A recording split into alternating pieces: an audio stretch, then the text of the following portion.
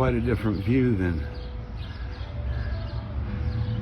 it was in 2018. This is 2023. Now there's the apartments, those apartments that look like they're from Dodge City on Gunsmoke. You know, Doc's place. And there's where those apartments used to be. Right next to the barber shop. And there's Dairyland.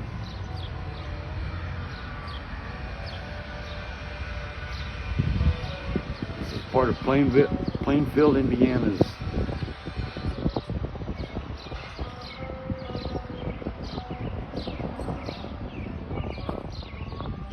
redevelopment project.